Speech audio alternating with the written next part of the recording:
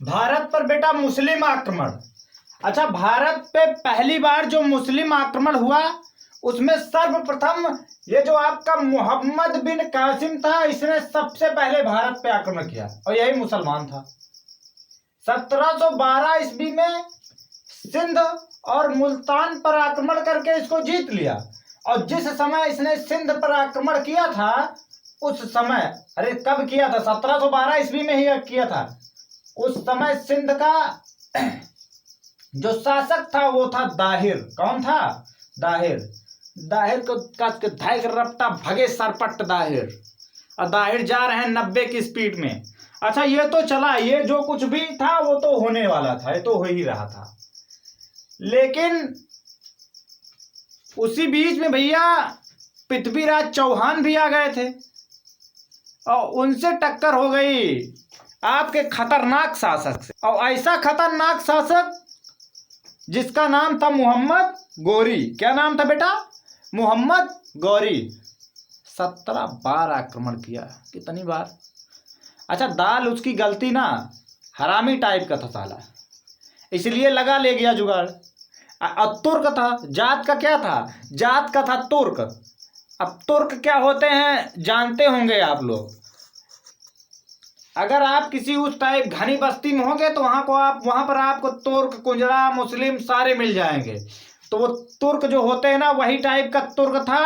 अब किस टाइप का तुर्क था ये देखिए, इनकी मौत भी बहुत खतरनाक हुई।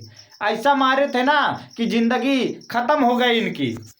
चलिए देखिए, महमूद गजनबी प्रथम तुर्की शासक था जिसने भारत पर आक्रमण किया। इसने 1001 ईस्वी से लेकर 1027 ईस्वी के बीच में बेटा 17 आक्रमण किए। और बाकी क्या किया वो भी देखिए। महमूद गजनबी का सबसे प्रसिद्ध आक्रमण कौन सा था? नोट करते रहिए। इसका जो प्रसिद्ध आक्रमण था, प्रसिद्ध आक्रमण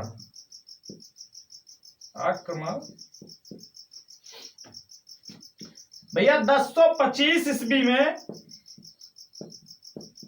सोमनाथ मंदिर। अब कुछ लोग कंफ्यूज होंगे कि ये सोमनाथ मंदिर कहां पे है। तो सोमनाथ मंदिर कहां पे है, दिमाग पे जोर डालो, याद आए तो अच्छी बात है, ना याद आए तो मैं तो बताऊंगा ही। सोमनाथ मंदिर 1025 ईस्वी में बेटा कहां पे आक्रमण किया? सोमनाथ मंदिर पर आक्रमण किया, जिसको बेटा सौराष्ट्र कहते थे, जो गुजरात में है। सौराष्ट्र, गुजरात। अब मोदी जी भी अपने वहीं के हैं ना, गुजरात पर था। इंपॉर्टेंस बता देता हूं इसका। चलिए, इसके दो युद्ध एक हमारे यहाँ के चौहान जी के साथ हो गए। चौहान जी कौन थे और देखें, उनको भी देख लेते हैं। मोहम्मद गोरी और पृथ्वीराज चौहान।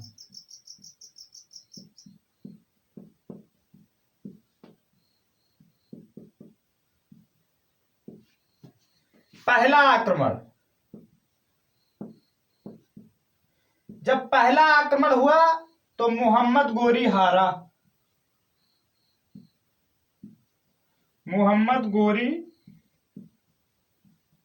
हारा। और ये हुआ बेटा कब? 1191 ईस्वी में। और पृथ्वीराज चौहान की क्या हो गई? विजय हो गई। पृथ्वीराज की क्या हो गई? विजय हो गई। इनकी हार हो गई और इनकी विजय हो गई। ये भगा साला वहां से सरपट चला जा रहा था, लेकिन ये माना नहीं। कुछ दिन बाद अपनी सेना को क्या किया? सुसज्जित किया और फिर लेके आ गया। किस सन में आया? बहुत ज्यादा टाइम नहीं दिया उनको। 1192 ईस्वी में फिर से हुआ। अब इसमें पृथ्वीराज चौहान भैया हार गए। पृथ्वीराज चौहान हार गए। अच्छा चलिए, ये हार गए, इनकी अभी एक कहानी बताने वाला हूं। एक बात थोड़ी सी और रह गई है, वो भी देख लीजिए, लिख लीजिए। मोहम्मद गोरी का एक सेनापति था मोहम्मद गोरी का जो सेनापति था बेटा, उसका नाम था बख्तियार खिलजी। सेनापति का क्या नाम था? बख्तियार खिलजी। आप लोगों को लिखने की कोई जरूरत नहीं है, याद हो जाना चाहिए। मैं लिख दे रहा हूं, मान लीजिए ना समझ में आए तो समझ जाना, पढ़ के समझ लेना। बख्तियार खिलजी। अरे जब शासक साला हरामी था तो सेनापति तो हरामी होगा ही। इसने बेटा नालंदा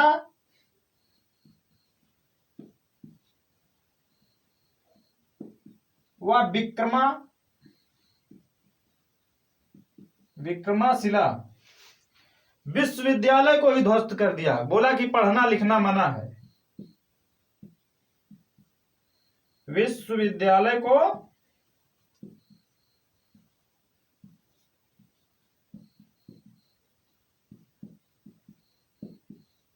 ध्वस्त कर दिया।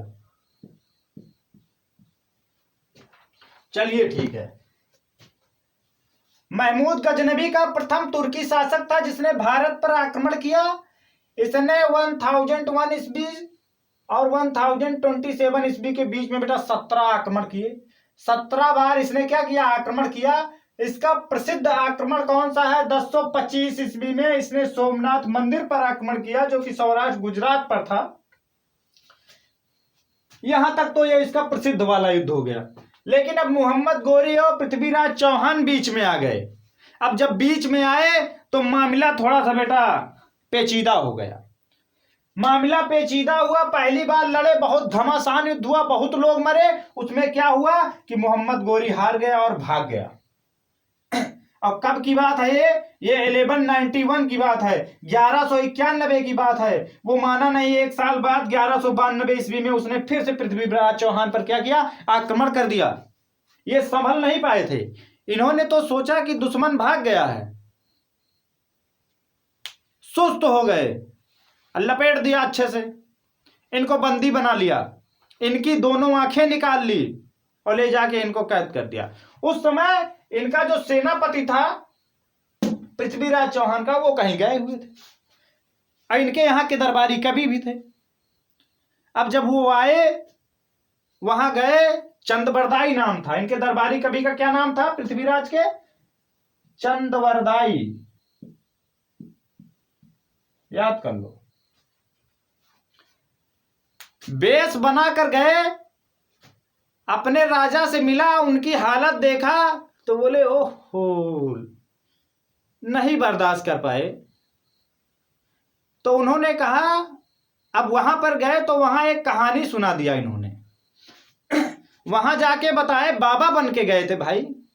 अब बाबा बाबा लोगों की बहुत चलती थी पहले, अभी भी चल जाती है कहीं कहीं। अब तो बाकी सब जेल जा रहे हैं। वही है ना कि आज बेल हुई कल खेल हुई, परसों आज बेल हुई, आज जेल हुई कल बेल हुई, परसों से वही खेल हुई। ऐसा कुछ नहीं। अब बाबा जितने जेल गए वही अंदर खेल कर रहे हैं। बेल वोल नहीं मिल रही उनको। बेल कहां से मिलेगी? बेल मिलेगी तो फिर साले जो है उसको फोड़ेंगे नहीं। हाँ, बाबा बन के गए, इन्होंने अपना सट्टा फेंका, सट्टा लग गया। अब जैसे सट्टा इनका चला तो इन्होंने पता है क्या कहा? इन्होंने कहा कि आपके दरबार में मुझे सेंस हो रहा है कि ऐसा आदमी है जो शब्द वेदी बाण चलाता है। लोग आचार शब्द वेदी बाण कैसे चलाएगा? क्या बाबा बुलाओ यार, कीका कौन है, कौन चलाता है, लाओ बताओ तो हम भी तो देखें जरा। बात राजा तक पहुंच गई। राजा ने इनको बुलाया, बाबा को बिठाया। चंदवरदाई अपने जुगाड़ में थे। जब उन्होंने कहा एक ऐसा आदमी जो आपके इसी जेल में है वो शब्द वेदी बाण चलाता है, तो उन्होंने कहा कि बुलाया जाए उसको। तो ये ले गए, बताए कहें यही चलाता है। वो अंधा आदमी एकदम देखे तो जब अच्छा, इसको शंका तो हुआ, मोहम्मद गोरी को शंका तो हुआ बेटा, लेकिन भाप नहीं पाया। इसने कहा दोनों आंख तो इसकी निकाल लें, अब क्या मारेंगे। खड़े कर दिए, क्या चलिए इनको धनुष बाण दे दीजिए, चला के बताइए, दिखाइए, चलाएं। तो देखो चंदवरदाई अपने महाराज को इशारा कर रहे हैं। इशारा करते कैसे हैं? कहते हैं कि उस इशारे में उन्होंने मोहम्मद गोरी की लोकेशन बता दी बेटा, कि मोहम्मद गोरी जनाब आपसे कितनी दूर, कितने ऊपर मोहम्मद गोरी बैठा हुआ है। और जैसे ही पृथ्वीराज को ये पता चला, बस न आन देखे न जान, न खींच लिए कमान, न मार दिए तान, खत्म खेल। तो देखो बताते कैसे हैं, कहे कि 4 बांस 24 गज, अंगुल अष्ट प्रमाण, और ता ऊपर सुल्तान है, मत चूको चौहान। शरीर पूरी कांप गई होगी। एक बार फिर से सुन लीजिए, याद होना चाहिए आपको। देखो चंद्रबरदाई अपने महाराज पृथ्वीराज चौहान को बताते कैसे, लोकेशन कैसे बता रहे हैं मोहम्मद गोरी की। कह रहे हैं 4 बांस 24 गज, अंगुल अष्ट प्रमाण, और ता ऊपर सुल्तान है, मत चूको चौहान। महाराज थे, लड़ने में निपुण थे। इतना सुनने के बाद उनको ये तो पता ही चल गया कि ये बैठा कहाँ पे है। बस खींच के मारे, वहीं पे वो मोहम्मद गौरी खत्म। पृथ्वीराज चौहान की आंखें निकालने के बाद उनकी आंख में उसने मिर्चा झोंकवाया था, जल रही थी। चंद्रबरदाई से कहे कि अब मैं ये दर्द बर्दाश्त नहीं कर पा रहा हूं, ऐसा करो कि आप मुझे मार दो। चंद्रबरदाई ने कहा, अरे महाराज, हम आपकी सेवा करते हैं, आपके हर हुक्म का पालन करते थे, आप हमारे लिए जान हो, मैं आपको मार कैसे सकता हूं? ये तो नहीं हो सकता। और अगर आप मर भी गए तो मैं आपके बिना रह भी नहीं सकता। तो ये 2 ऐसे लोग थे।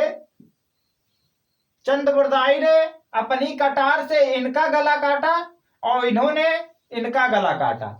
अच्छा, ये जो काम हुआ एक ही झटके में हुआ, 1 2 3, उधर से वो इधर से ये, दोनों लोग हो गए फ्री, काम खत्म। तो तुर्की तो था ही, पूरी खलबली मचा के चला गया। लेकिन ये भूल गया था कि जिस राजा को भैया हम बंदी बनाए हैं, इंडिया का है, सारा काम यहाँ जुगाड़ से होता है। अब उनको नहीं पता कि बाबा मंत्र फूंक रहे हैं, कि कविता कर रहे हैं, कि लोकेशन बता रहे हैं। निपट गए बेटा। चलिए, जिसको नोट करना है वो नोट करे, बाकी तो समझ में आ ही गया होगा।